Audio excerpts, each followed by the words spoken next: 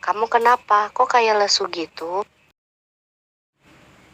Iya kak, tadi di sekolah ada temen yang sudah mens, terus pada ngajakin Nadila karena Nadila belum tahu tentang organ reproduksi.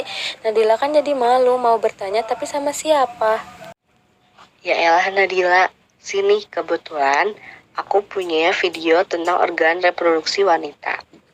Sekalian aku jelasin, kita mulai dari luar dulu ya. Bagian-bagiannya itu adalah labia mayora, labia minora, lubang vagina, uretra, dan klitoris. Nah, yang pertama, klitoris. Klitoris adalah organ seksual perempuan yang sangat sensitif terhadap stimulasi. Selanjutnya, vagina. Bagian yang tampak dari luar ini disebut ilang atau lubang vagina.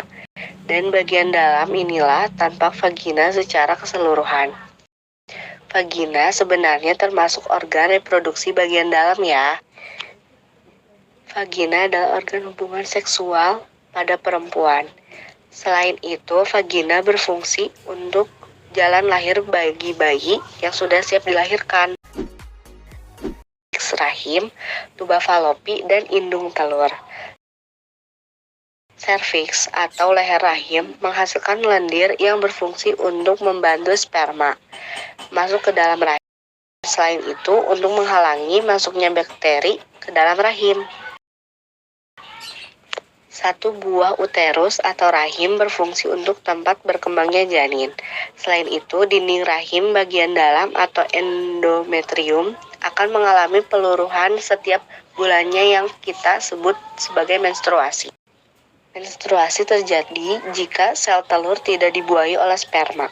Sedangkan jika sel telur dibuahi oleh sperma, terjadilah kehamilan yang kemudian akan berkembang bertambah besar menjadi bayi di uterus atau rahim. Kalau dua buah tuba falopi ini adalah saluran yang dilewati sel telur dari indung telur menuju rahim pada saat sel telur tidak dibuahi. Selain itu, tuba falopi ini juga berfungsi sebagai tempat terjadinya pertemuan antara sel sperma dan sel telur. Yang terakhir adalah dua buah ovarium atau indung telur, kanan dan kiri yang berfungsi menghasilkan satu sel telur secara bergantian tiap bulannya. Selain itu, indung telur juga berfungsi memproduksi hormon estrogen dan progesteron.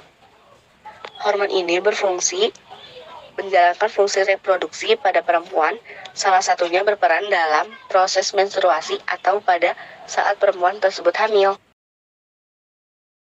Gimana Nadila? Udah paham belum? Udah kak, Nadila udah paham gimana wanita itu bisa menstruasi dan hamil. Ternyata organ reproduksi kita kompleks banget ya kak dalamnya. Betul, itu sebabnya kita harus pandai-pandai jaga kesehatan reproduksi kita. Semakin kenal semakin sayang. Jaga organ reproduksimu demi masa depanmu.